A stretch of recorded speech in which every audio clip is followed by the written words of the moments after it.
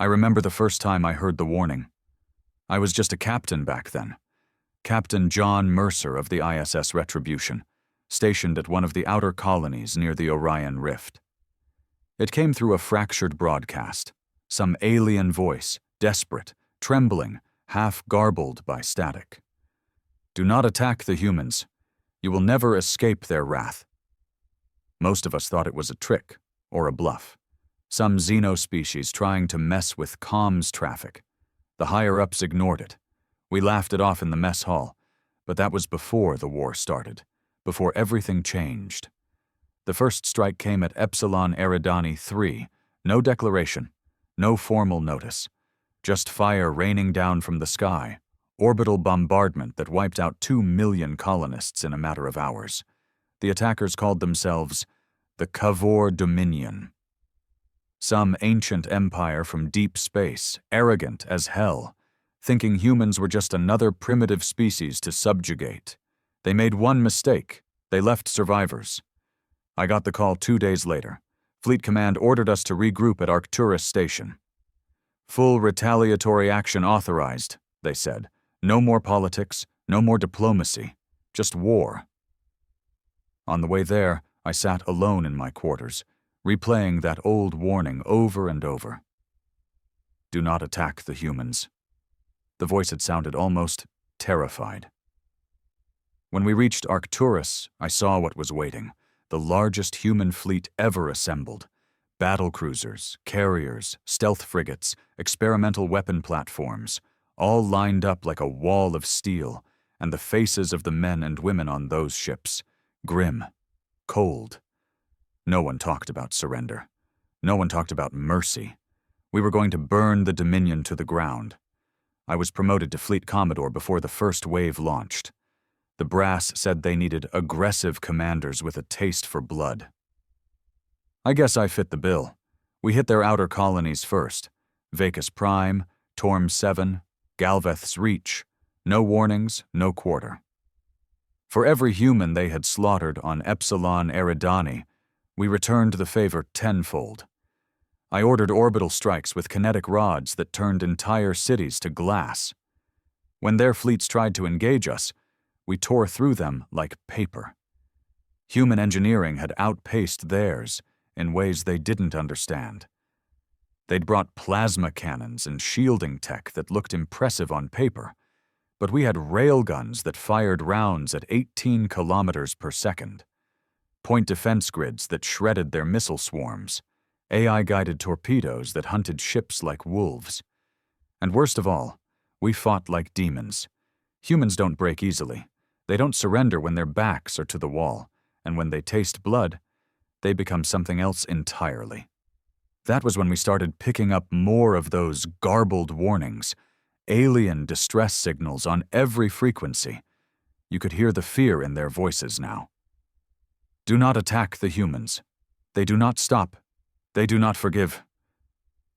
One intercepted message even showed a Kavor warlord screaming at his subordinates, demanding to know why his fleets kept vanishing. He didn't understand. None of them did. They thought this would be a short, glorious campaign. Take a few human worlds, force a treaty, add us to their empire. But they had poked the wrong nest. Now they were learning. And the deeper we pushed into Dominion space, the more desperate their warnings became. Stay away from them. Do not engage. Flee if you must. There is no honor in dying to these monsters. By the time we reached Kavor Prime, their homeworld, the Dominion fleet was in shambles. Their leaders sent out envoys begging for peace. But it was too late. The war had consumed us. I had seen too many dead colonists, too many children burned alive under alien fire. We weren't here for peace. We were here for vengeance. I stood on the bridge of the Retribution, watching as our fleet formed up for the final assault. My hands clenched behind my back. My face was a stone mask. The men around me, veterans, killers now, watched me with hard eyes. "Sir," my XO said, "incoming message from the Kavor High Command." I nodded. "Put it through." The alien voice crackled over the speakers. Broken. Defeated. We surrender, please. Stop. We did not know. We did not believe the warnings. I leaned toward the mic, voice cold as ice. You should have. Then I gave the order. All batteries. Fire! And as the first barrage lit up the void, somewhere in the back of my mind, I heard that old voice again. Do not attack the humans. You will never escape their wrath. The first volleys tore into Kavor Prime's orbital defenses like a blade through flesh. I watched from the Retribution's bridge as the planet's defense grid flickered and died, bursts of plasma and kinetic fire dancing across the void. Their so-called shield network collapsed under sustained fire in less than 5 minutes. Pathetic. We had fought worse in the asteroid belts. Targets acquired, Commodore, my gunnery officer reported. Primary installations marked for saturation strike. I didn't hesitate. Begin. One by one, the fleet's cruisers and destroyers unleashed hell. Streams of tungsten slugs rained down on the surface, targeting military command centers, orbital elevators, shipyards. Anything that could give the Dominion a fighting chance. The planet's surface erupted in firestorms visible even from our position in orbit. Enemy fleet attempting breakout from Sector 6, my XO said. His voice was clipped, professional. 2 carriers, 6 frigates, 7 interceptors, minimal escort. They're running, I said flatly. Orders? Intercept, no survivors. The battle group peeled off without delay. Captain Reeves of the Iron Fist led the charge, his ship's railguns firing at extreme range. The first Kavor carrier exploded before it could clear low orbit, its escort frigates scrambling in disarray. Cowards! I turned back to the tactical display. The Kavor government had gone silent after our initial bombardment. No more surrender messages. No more begging. They had either fled or were dead. Either outcome suited me. I knew what my men were thinking. This is justice. They weren't wrong. A year ago, the Dominion's forces had glassed an entire human colony. 2 million lives gone in a day. Families, children. No warnings. No mercy. Now they were learning that humans didn't forgive. Ever.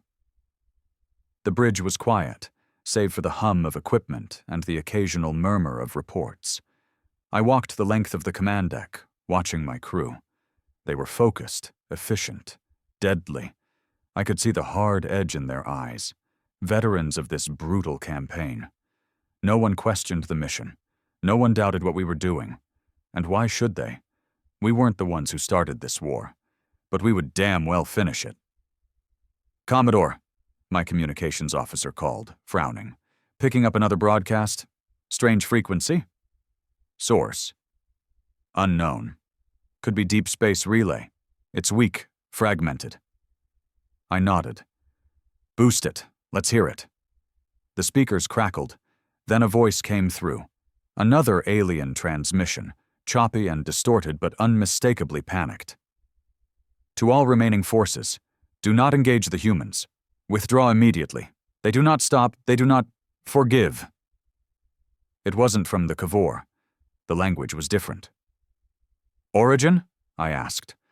Not Dominion space, sir. This is coming from beyond their borders, possibly from the Threxian Confederacy. That caught my attention. The Threxians were no friends of humanity, but they weren't fools either. If even they were broadcasting warnings, the message was spreading. Good. Let the whole galaxy tremble. I tapped a control panel and brought up the latest intel reports. Already, other alien powers were reacting.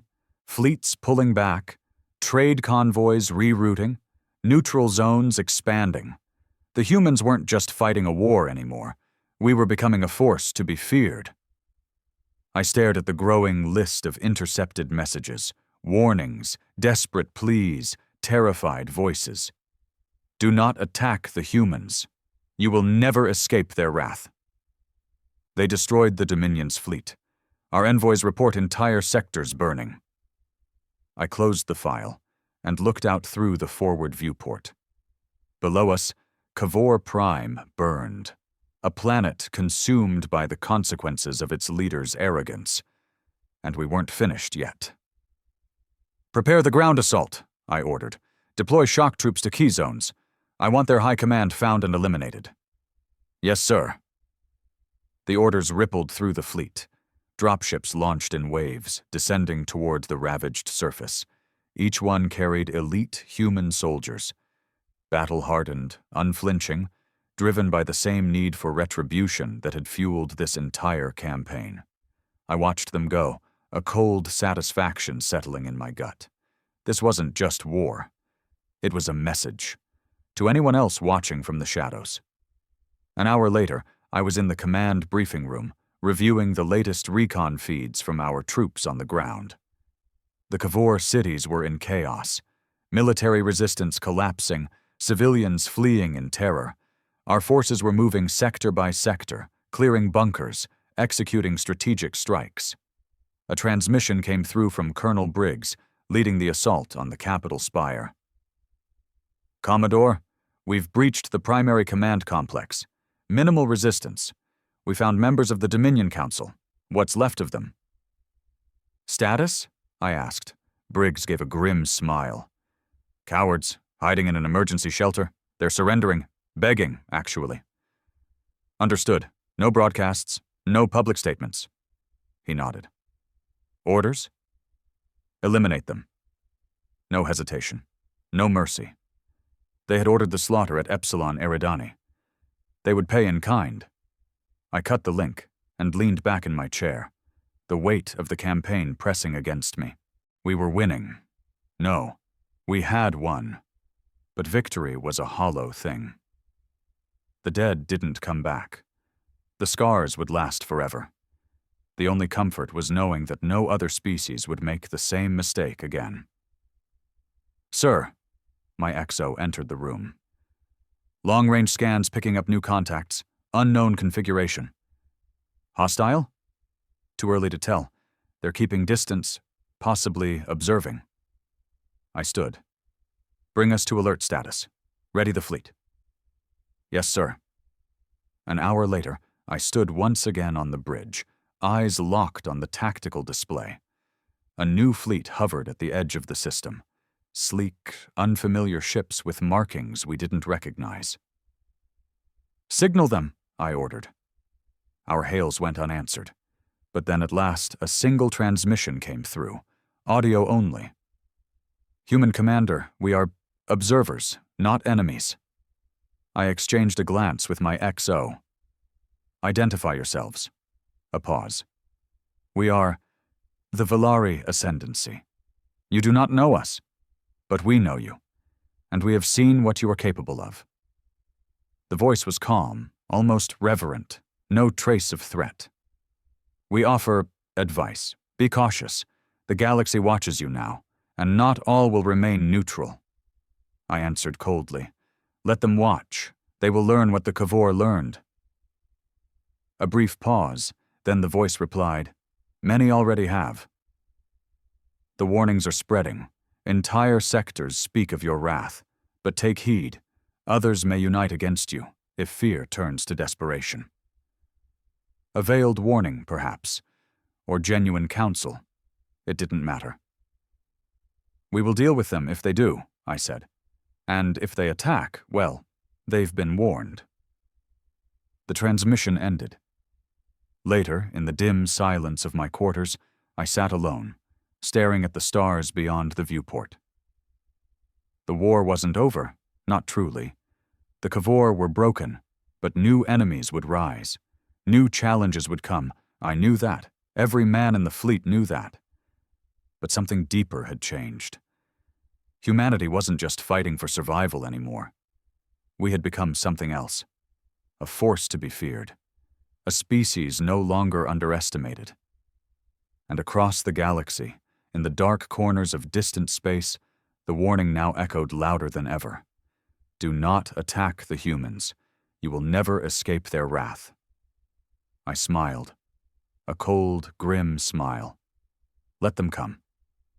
The days that followed the fall of Kavor Prime were a blur of brutal efficiency. No celebration, no parades, just the relentless work of dismantling what remained of the Dominion. Fleet Command had issued new orders: press forward, eliminate remaining Kavor strongholds, and ensure no remnants of their war machine survived to fight another day. But behind those orders, something darker had taken root. A hunger. A momentum that was hard to stop once it began. You don't burn worlds and then pretend you're the same man afterward. I knew that better than anyone. I stood on the Retribution's observation deck, watching troop transports cycle back and forth between orbit and the shattered surface below. Fires still raged in what was left of the capital city. Whole sectors had been leveled in precision strikes, or not-so-precision strikes when my men had wanted to make a point. The message was clear. No one attacked humanity without consequences. No one. "Commodore," my XO, Commander Briggs, approached with a hard expression. He didn't mince words. "Fleet Command's latest packet just arrived. There's a situation." "Go on." He handed me a data slate. The moment I saw the contents, my jaw tightened. The Kavor had allies. Not official, not declared, but sympathetic states that had quietly supplied them with tech and intelligence. Now, some of those same powers were mobilizing fleets. Not openly attacking, but moving into defensive positions along their borders. Defensive. Right. That was always the excuse, right until the first shot was fired. "They think we'll stop now," Briggs said, "or that we're too bloodied to push further." "They're wrong." He nodded grimly. "Fleet Command wants us to spearhead the next push, strike first before they can consolidate. Preemptive action." Preemptive action. No more sitting back and waiting. No more reactionary defense. Humanity had decided to take the war to the stars. I looked out at the stars beyond the viewport. Cold, endless, indifferent. Somewhere out there, more enemies plotted, thinking they could weather the storm. They hadn't learned the lesson yet. "Prepare the fleet," I ordered. "Full combat readiness. We move within the next 24 hours. "Yes, sir." The target was a system called Veltrax 4, a frontier stronghold for the Jaran Collective, one of the Kavor's quiet supporters. They hadn't officially declared war on us, but our intelligence had intercepted enough evidence to prove they'd been supplying Kavor fleets with advanced sensor tech and stealth modules. They thought they could hide behind plausible deniability. They were wrong. We translated into the Veltrax system with the full weight of the 3rd Human Expeditionary Fleet. 60 capital ships, hundreds of support craft, and enough firepower to reduce a planet to rubble. The moment we arrived, Jaran forces scrambled to respond. Their fleet was smaller than ours, but they had fortified orbital platforms and advanced ECM systems. Clever. But clever wasn't enough. "Engage at will," I ordered. The battle unfolded with brutal speed. Human warships drove straight into the heart of the Jaran formation, ignoring decoys and electronic interference. We had learned their tricks in the first year of the war, adapted, evolved. They were still playing catch-up. Railguns and Gauss cannons punched through their shields. EMP warheads shorted their command nodes. Our strike fighters, pilots hardened by dozens of sorties, cut through their lighter ships like wolves tearing apart prey. I watched impassively as the tactical display updated, enemy signatures winking out one by one. "Orbital platforms neutralized," Briggs reported. "Enemy flagship disabled. Minimal resistance remaining." "Begin orbital bombardment," I said. "Target military infrastructure first. Civilian sectors. Only if resistance continues." We hit their ground facilities with kinetic strikes, using mass drivers to pulverize hardened bunkers. When pockets of resistance held out, we deployed shock teams. The ground campaign lasted less than a week. I personally oversaw the surrender of the Jaran planetary governor, a pompous alien bureaucrat who tried to bargain for mercy. I gave him none. As word spread of Veltrax's fall, something strange began happening. Messages flooded human channels. Not threats, not demands, but pleas. From minor powers, trade guilds, even rival states. They weren't aligned with the Kavor, but they were afraid now. Afraid humanity had become unstoppable. I spent long nights reading through them. Some begged for assurances that we wouldn't come for them next. Others offered intelligence, technology, bribes to be left alone. And among those messages were more of the same warnings we'd heard since the start. Do not attack the humans. They will not stop. Their wrath cannot be escaped. Even species who had remained neutral now whispered our name with fear. Some began evacuating border colonies. Others abandoned outposts entirely, leaving behind empty star stations and dead space. Yet not everyone was content to cower. In the shadows, new alliances were forming. Intelligence reports spoke of secret conferences, old enemies banding together out of desperation. If humanity had become a threat too great for any one power to face, they would try to unite against us. I knew this, and so did Fleet Command. The question was, would we let them? One night, while reviewing fleet readiness reports in my quarters, an encrypted transmission came through. Priority 1. Untraceable. I accepted the call. A hooded figure appeared on the screen. An alien, but one I didn't recognize. Not Jaran, not Kavor. You do not know me, human, the figure said in heavily accented English. But I represent others, those who see what you have done and what you will do. Get to the point, I replied coldly. You must understand, the galaxy is changing. Your victories have drawn attention. You are feared, respected. But if you continue on this path, there will be consequences. I leaned forward. There already were consequences. 2 million dead civilians at Epsilon Eridani. We are merely balancing the scales. The figure's tone remained calm. And when the scales tip too far, when the entire galaxy views you as the next great threat? They already do. A pause. Then know this. Others will come. Stronger. United. And not all will fear your wrath. Some will seek to end it. The transmission cut out before I could respond. I sat in the dark afterward, staring at the blank screen. The message wasn't new. We had known this was coming. But now the clock was ticking. Humanity had broken the Kavor. We had shattered the Jaran Collective's ambitions. And in doing so, we had become something the galaxy had never seen before. An apex predator in a universe of predators. But apex predators draw challengers. Sooner or later, someone would come to test us. And when they did, they would hear the same warning the others had ignored. Do not attack the humans. You will never escape their wrath. The council chamber at Arcturus Command was cold. Steel walls, dim lights, no hint of comfort. It wasn't meant for comfort. It was a war room. I stood before the assembled admirals and generals, a holo display of the galaxy spinning slowly in the center of the chamber. Red markers blinked across the stars, enemy movements, new alliances, intelligence updates. The map was getting more crowded by the day. Fleet Command's lead strategist, Admiral Corwin, spoke first. A sharp-eyed man, his voice was all steel. We've confirmed the formation of a coalition. At least 7 species are involved. Former rivals now cooperating out of fear of humanity's expansion. He tapped the holo display. New emblems flared across the map.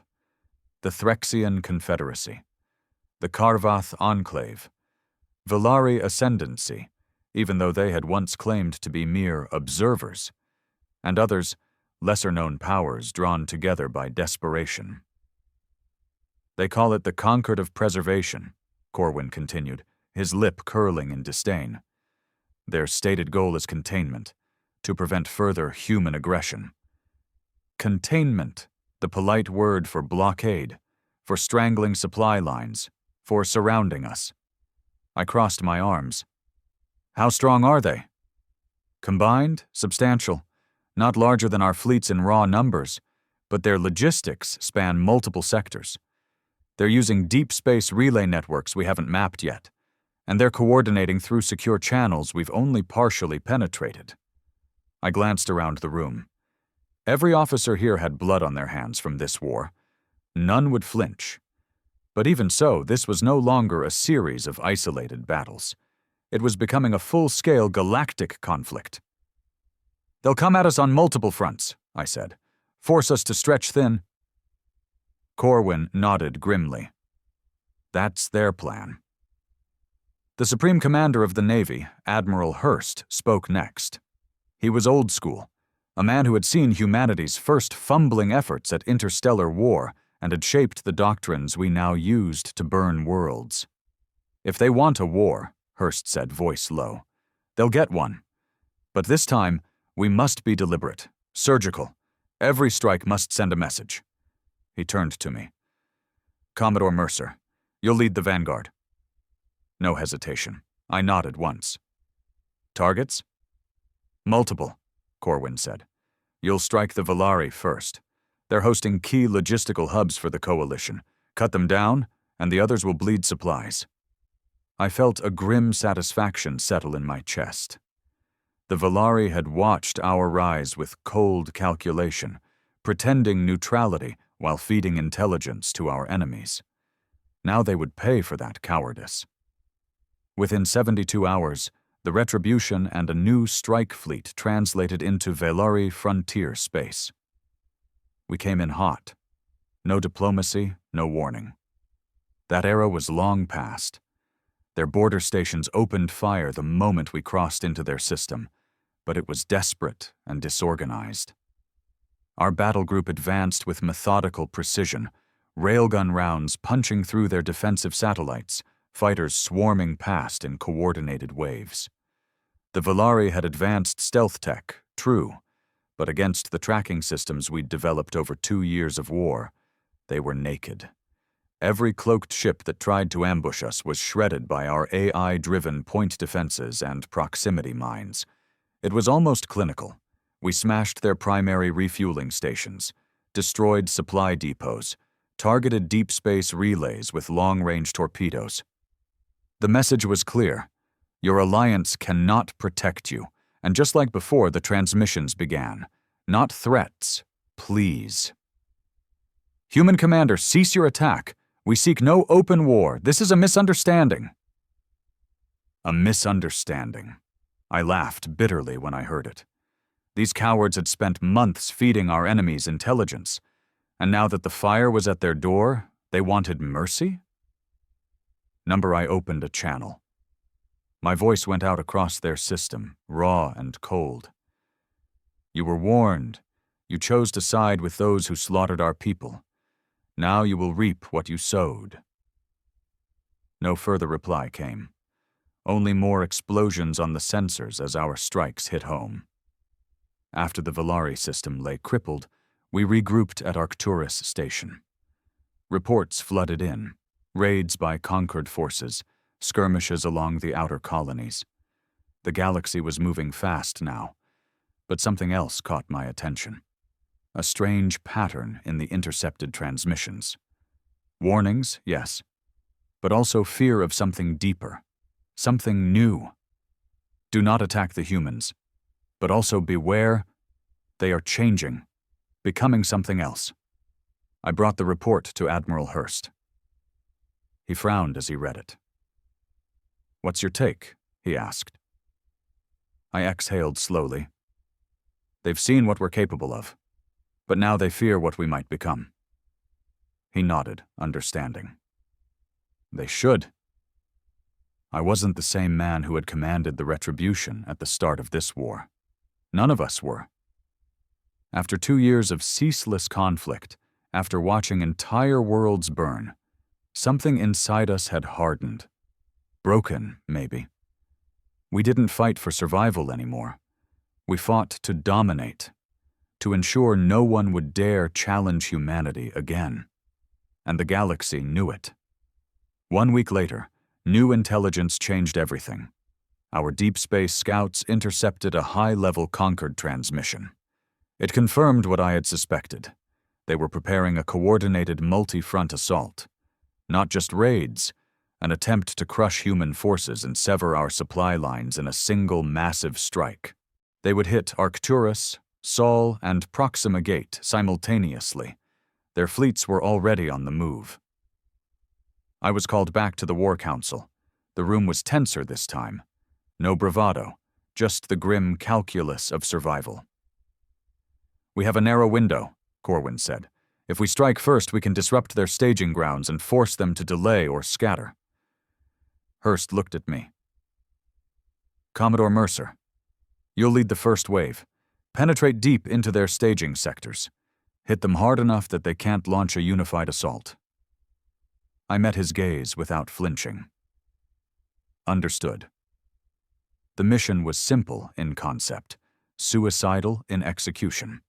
My fleet would jump deep into conquered territory beyond our current supply lines to cripple their coordination hubs. If we failed, we'd be trapped behind enemy lines with no way out. But if we succeeded, we'd buy humanity the time it needed to turn the tide for good. The night before the mission, I stood alone on the Retribution's bridge, gazing out at the stars. The warnings echoed in my mind. Do not attack the humans. You will never escape their wrath. But now even the warnings had changed. They are becoming something else, something worse. And they were right. We had become something worse, because we had no choice. Out here, in the cold depths of space, mercy was a weakness. Hesitation was death. Only strength mattered, only wrath kept us alive. I activated the fleet-wide comms. My voice echoed through every deck of every ship. "This is Commodore Mercer. You know what we face.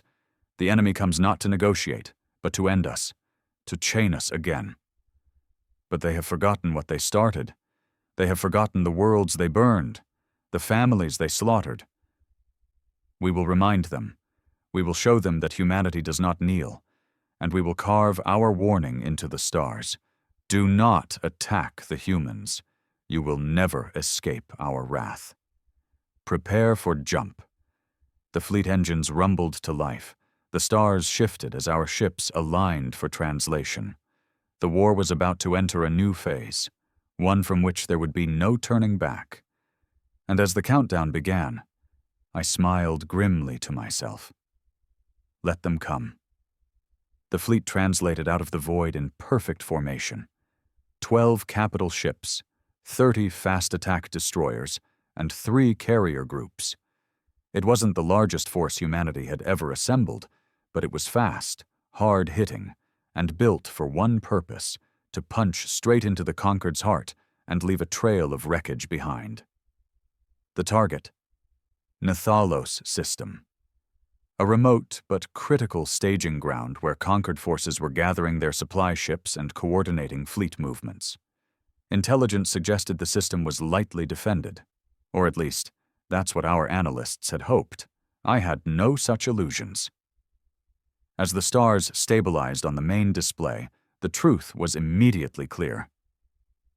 "Multiple enemy signatures," my XO called. "Far more than projected. Sir, they've reinforced since our last scan." Of course they had. The enemy wasn't stupid.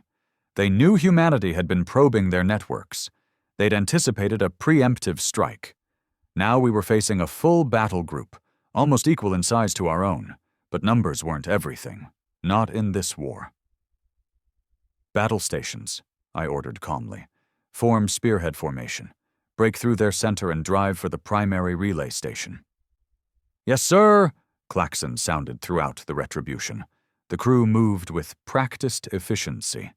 These were veterans, men and women who had survived dozens of battles, who had watched entire enemy fleets burn under their guns. Fear was long gone. In its place was something harder: resolve.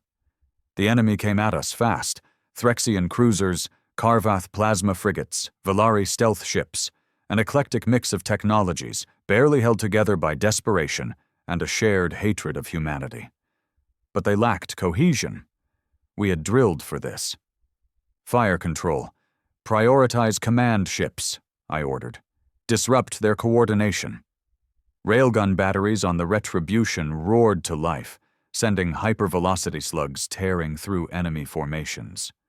Our destroyers darted ahead, laying down fields of shrapnel to break up incoming missile waves. Fighters screamed past in tight formations, swarming enemy interceptors with brutal precision. It was chaos, but controlled chaos. I watched the battle unfold with cold detachment. Ships exploded in brilliant blossoms of fire, hulls sheared apart under focused barrages. Enemy flagship attempting to retreat, Briggs reported. Pursue and destroy. No survivors. An hour into the battle, we had broken their center. Enemy vessels were scattering, their formation shattered. But we had paid for it. 3 destroyers lost, 2 more crippled. One of our carriers had taken heavy damage and was limping behind the main line. I felt every loss like a knife. These were not faceless numbers. They were men under my command. But the mission came first. Always first.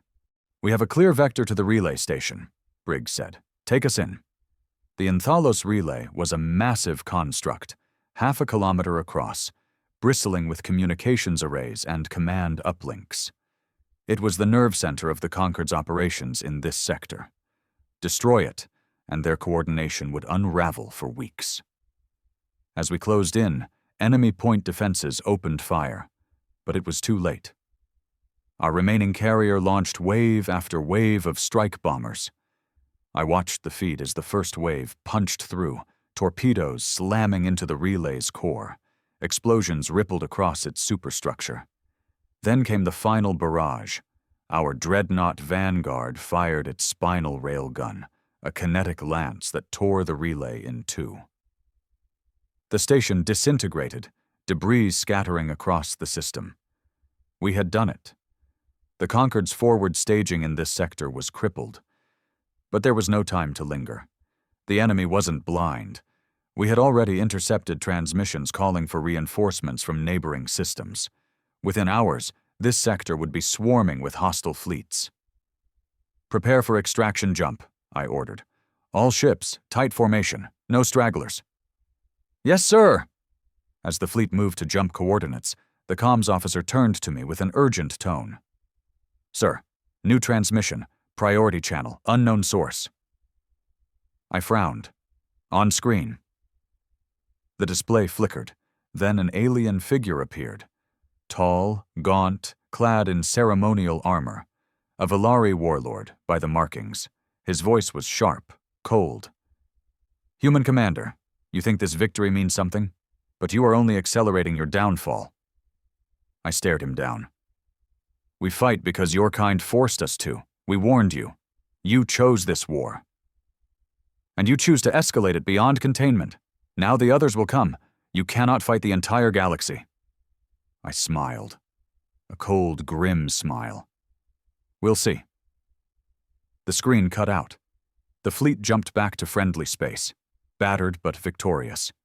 The mission was a success, but the cost was high. Too high for some. In the medbay, I visited the wounded. Men with missing limbs, faces burned, eyes hollowed by what they'd seen. They still saluted when I entered. Still whispered the words every soldier now carried like a creed. Do not attack the humans. You will never escape their wrath. But I could see it in their eyes. The strain. The war was grinding us down. Turning us into something harder, yes, but also something darker. I wasn't sure where that road would end. Back at Arcturus, the news of our strike rippled through the fleet and beyond. Some called it reckless, others called it brilliant. But across alien channels, the message was clear. Human forces have struck deep into conquered space. The Nthalos relay is destroyed. Their fleets are unstoppable. And yet, new warnings began circulating.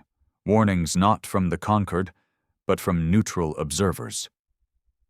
Do not attack the humans. Do not corner them. They are becoming something worse, something that will burn worlds without hesitation. Even our allies, what few we had, began to express concern. Cautious messages from Earth's civilian leadership, asking whether the military's escalation was wise. But they didn't understand. They hadn't seen what we'd seen. You cannot reason with those who would see you destroyed. Admiral Hurst summoned me for a private meeting. His office was Spartan. No decorations, just a tactical display and a single bottle of aged whiskey. He poured 2 glasses. "You did well, Mercer," he said, "but the galaxy is shifting faster than we anticipated. The Concord's response will be brutal." I took the glass, but didn't drink. "Let them come." Hurst studied me for a long moment. "We're close to crossing a line," he said quietly, "if we haven't already. Once we do, there's no going back. No alliances, no neutrality, just us against the stars." I met his gaze without flinching.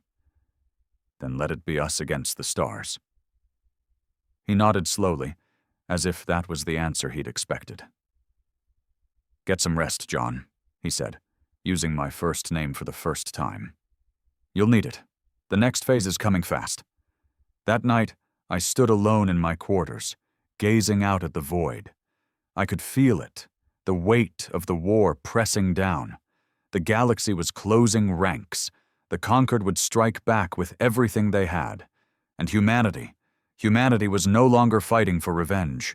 We were fighting for dominance, for survival on a scale no one had ever imagined. The old warnings echoed louder than ever. Do not attack the humans. You will never escape their wrath. But now, even that wasn't enough. The galaxy feared us. But fear breeds desperation. And desperate enemies are the most dangerous of all. I knew the next battles would be worse, bloodier. The stars would burn before this war ended. And when it was over, I wasn't sure what would be left of us. But one thing I knew for certain. We would not kneel. We would not break.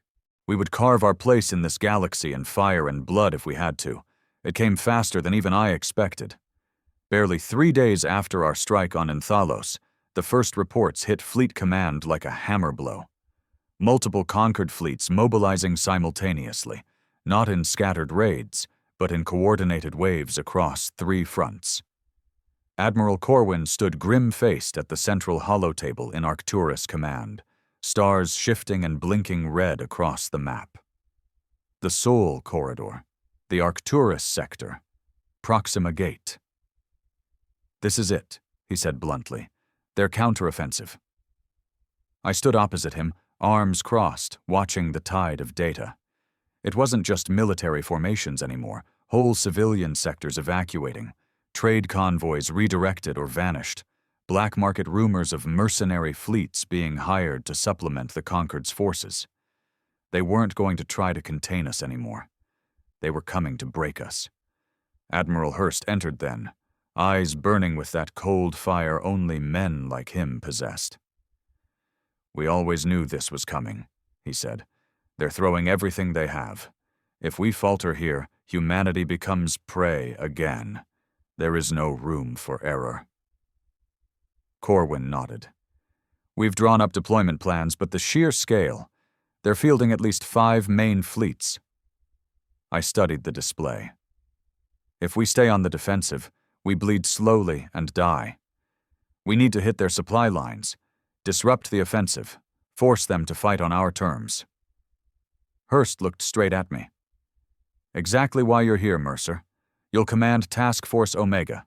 Deep strike into conquered territory, hit their logistics, force them to redeploy." Another suicide mission. I didn't flinch.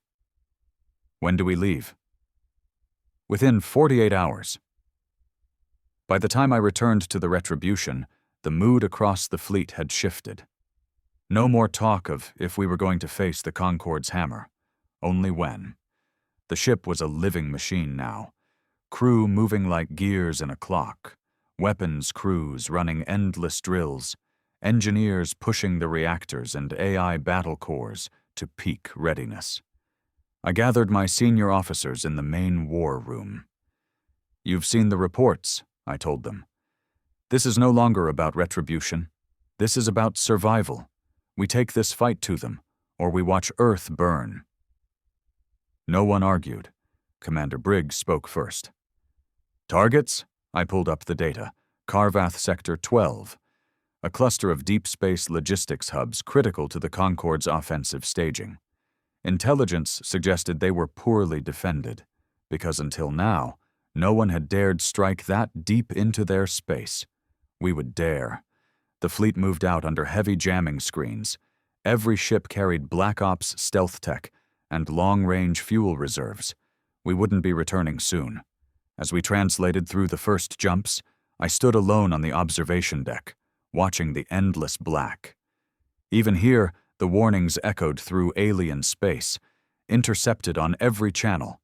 "Do not attack the humans. You will never escape their wrath." But now the tone had changed. It wasn't just fear, it was hate. The galaxy had seen our strength, and now it would throw everything at us to stop us. When we arrived in Karvath Sector 12, the stars shimmered in a sickly green haze, ion storms from nearby neutron stars making sensor readings unreliable. But our strike group was built for this. We hit their logistics hubs like a hammer from the dark. No warning, no declarations. Precision strikes with railguns and stealth torpedoes. Whole freighter convoys shattered before their escorts even knew we were there. Data nodes were fried, AI command cores destroyed, their fleet coordinators blinded. "Enemy forces attempting to scramble response groups," Briggs reported mid-assault. "Too late," I said. "Continue strikes, maximum disruption." The Karvath defenders fought hard, but too slow, too fractured.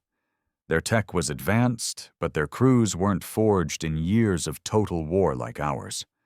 One of their dreadnoughts tried to make a stand. We burned it down in a focused barrage that punched clean through its core. We spent 3 days tearing through Sector 12. By the time Concord reinforcements arrived, the damage was done. Half their offensive supply lines crippled, multiple staging hubs reduced to drifting debris. But then came the first real test. Our long-range scouts reported multiple Concord fleets converging, not fractured, coordinated, using jump relays we hadn't mapped. Our deep strike was no longer a hit and run. Now, it was a race to survive. "Prepare for combat breakout," I ordered.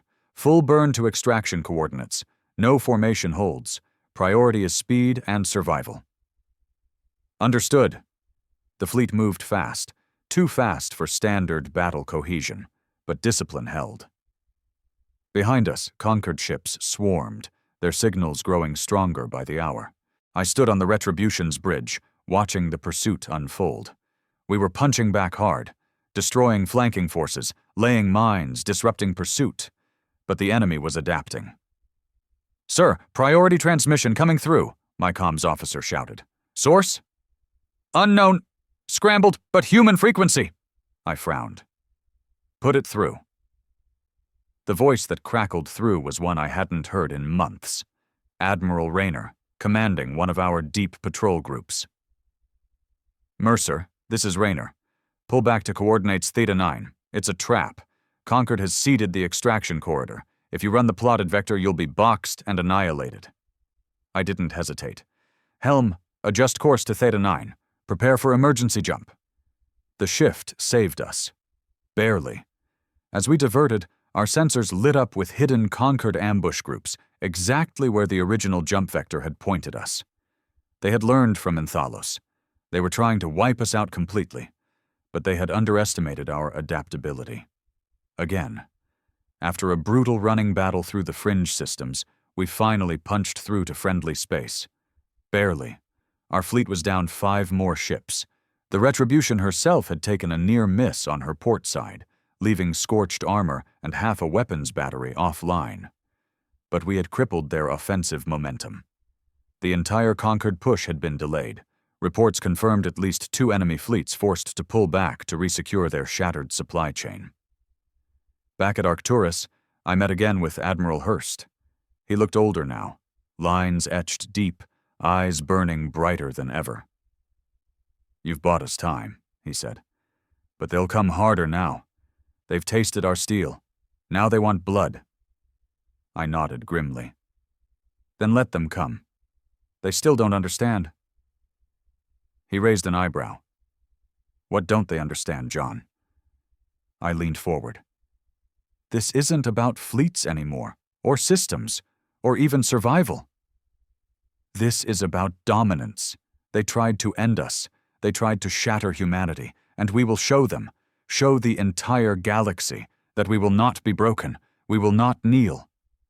And when this war is over, they will remember forever. Do not attack the humans. You will never escape our wrath." That night, standing alone on the Retribution's bridge, watching the void, I felt it settle in my bones. The next phase was coming. The conquered wouldn't stop now. They'd throw everything they had. Desperation made enemies dangerous, but so did we. And whatever it took, however far we had to fall, we would not lose. The galaxy was watching. And soon, it would burn. The conquered came into force. Just as Admiral Hurst predicted, the respite was brief. Mere weeks after our deep strike into Karvath space, the largest coordinated offensive the galaxy had seen in a generation slammed into human territory like a tidal wave. We intercepted pieces of their communications, fragmented, encoded. But one thing was clear. They had abandoned the pretense of containment. Now it was annihilation. Their fleets advanced on 3 major fronts: the Sol Corridor, Arcturus, and the Proxima Gate. I was assigned to the Arcturus defense line, the linchpin of our forward command. If it fell, the heart of human-controlled space would be exposed. The War Council was a grim affair. Admiral Corwin led the briefing, the holomap painted in red vectors converging on human space. "They're fielding at least 8 primary fleets," he said. "That's over 1,000 capital ships, multiple species technologies, hybridized weapon platforms, joint command structures. They've learned from us." A pause. "But so have we." Fleet Command's strategy was simple in its brutality. Bleed them. They wanted an overwhelming push? We'd give them one. But we'd make them pay for every kilometer of space, every jump gate, every station. "Hit and run in depth," Hurst explained. "No static defenses. Lure them deeper. Stretch their supply lines, force logistical collapse." And when they were overextended, that's when we'd counterpunch. The Arcturus sector was a maze of asteroid belts, dead systems, abandoned colonies, perfect terrain for asymmetric warfare. I knew it well. We'd trained for this scenario for 2 years. Now it was time to execute. We deployed in layers, hunter-killer groups, stealth frigates, long-range strike wings. My command, the Retribution and its battle group, anchored Task Group Alpha, the first line of flexible resistance. Our mission: delay the conquered vanguard, break their momentum. The enemy came in waves, Threxian spear fleets, Karvath dreadnought lines, Valari stealth cruisers. Their coordination was frightening, better than I'd seen in any prior battle. Their hatred was palpable. They were learning, but they hadn't learned enough. We hit them hard. Hit and fade, strike at their escorts, cripple their command ships, then vanish into the rocks. The Retribution's railguns sang with each ambush, tearing through enemy shielding. Our stealth frigates seeded entire belts with AI-guided torpedoes that stalked enemy capital ships like wolves. They advanced, but at staggering cost. Every destroyed human outpost became a trap. Every abandoned station, a kill box. Their crews began transmitting desperate signals. "Beware! Do not pursue them into the rocks! They fight like predators!" 3 weeks into the campaign, Their forward momentum stalled. The first conquered fleets began to fragment. Logistical stress, crew exhaustion, mounting losses. But their admirals pressed on, driven by the same desperation that had forged their alliance. They had committed too far to stop now, and that made them vulnerable. Admiral Hurst called the counteroffensive. "Time to remind them why they fear us," he said. We struck without warning. Human fleet elements emerged from deep cover, striking enemy formations already ragged from the constant bleeding. Our strike wings bypassed their heavy units and targeted support craft, fuel tenders, repair ships, command relays. Without those, even the most advanced enemy fleets crumbled. The battle over Gethar's Rift was the turning point. A conquered supercarrier group had pushed deep into the sector, trying to establish a permanent foothold. We hit them with everything: kinetic strikes, EMP barrages, precision fighter waves. The void lit with fire. I stood on the Retribution's bridge, watching their command carrier tear apart under coordinated railgun fire. "Enemy flagship down," Briggs reported, voice hard. "Press the advantage," I ordered. "No escape." We chased them across the rift, system by system, hunting their crippled survivors. Their transmissions grew more frantic by the day. "Do not attack the humans. Do not pursue them. They do not fight like us. They do not stop." And even worse, they are becoming something else, something even we cannot understand. But not all victories came without price. Our own losses were mounting. Ships burned, crews broken, whole squadrons decimated in brutal knife-fight engagements. I walked the decks after each battle, seeing it in my men's eyes, the hollow exhaustion, the cold fury. They had become predators, but the cost was steep. How much of our humanity remained, I wasn't sure. At Arcturus, fleet intelligence confirmed the worst. The Conquered was preparing a final push. "They've committed their strategic reserves," Corwin said. "This is it, all or nothing. They either break us here, or their alliance collapses." Admiral Hurst looked to me. "Mercer, can your group hold the center line?" I met his gaze without hesitation. "We'll hold." The final battle loomed. The Arcturus gauntlet, a narrow corridor of gravity wells and stellar debris, would be the battlefield. It was perfect for us, terrain that favored ambushes and asymmetric warfare. But the Conquered knew it, too. They were bringing everything, over 400 capital ships. Our combined human fleets could barely match them. But what we lacked in numbers, we made up for in blood-forged experience. The night before the battle, I walked the Retribution's decks. Every crewman knew what was coming. No illusions, no bravado, just hard eyes and silent resolve. I gathered them on the main communication. "We stand at the edge of everything," I told them. "They seek to break us, to end humanity's place among the stars. But they have forgotten one thing. We are not like them. We do not forget. We do not forgive. And we will show them, one last time, that to attack humanity is to invite annihilation. Because there is no escape from our wrath." As the Conquered fleets advanced into the gauntlet, the stars seemed to darken. Our ships lay in wait, hidden among the rocks, powered down, weapons primed. The final battle was about to begin. And whatever the cost, we would ensure the galaxy never forgot this day.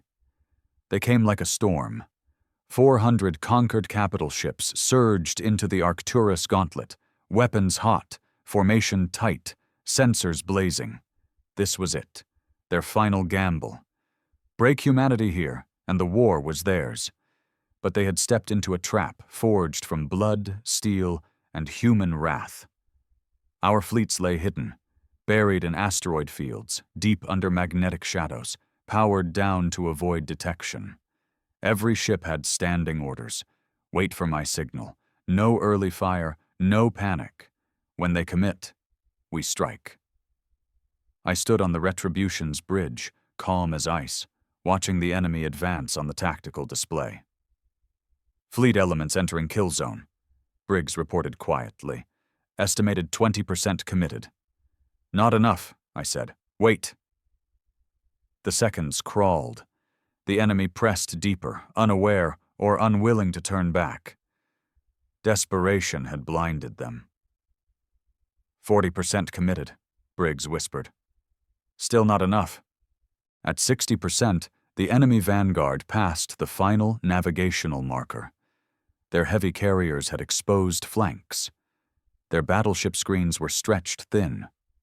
Their formation was locked into the narrowest part of the corridor. Now I keyed the command line. All ships, execute. The void exploded. Railgun salvos ripped from hidden emplacements. Torpedo waves burst from stealth frigates. Entire asteroid fields detonated with plasma mines laid weeks in advance. The conquered center shattered in the first 30 seconds. Their tight formation became a chaotic swirl of panicked vessels trying to turn, trying to retreat. But the gauntlet gave no room to maneuver. We had them boxed. Press the attack, I ordered. Retribution's main batteries tore through enemy dreadnoughts at close range. Fighter wings swarmed their crippled carriers. Destroyer packs knifed through exposed flanks, gutting escort lines. It wasn't a battle, it was a massacre. Enemy comms flooded with desperate cries. They're everywhere. It's a slaughter. Retreat! Retreat! Do not attack the humans, dear gods. Do not attack them. Too late. They had attacked. They had invited this. For 6 hours, the void burned. I moved through the Retribution's decks between fire missions, watching my crew work with terrifying precision. No mercy, no hesitation, just the grim execution of the mission. We had become what the galaxy feared, ruthless, relentless, unstoppable. By the time the last conquered formation broke, over 300 enemy ships lay drifting wreckage. The survivors fled in disarray. No formation, no discipline. Scattered ships jumped blindly, leaving comrades behind. The conquered alliance was broken. But I gave one final order before the guns went cold. No pursuit beyond the gauntlet. Let them run. Let them carry the message. Briggs looked at me.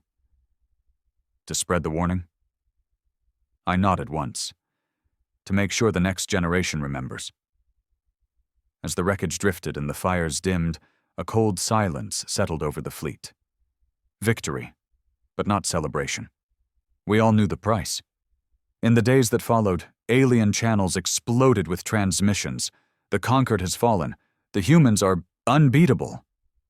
Do not attack them. Do not provoke them. There is no escape from their wrath. Some called for surrender, some called for isolation, but none called for war again. Admiral Hurst summoned me one final time. You've done what no one thought possible, he said.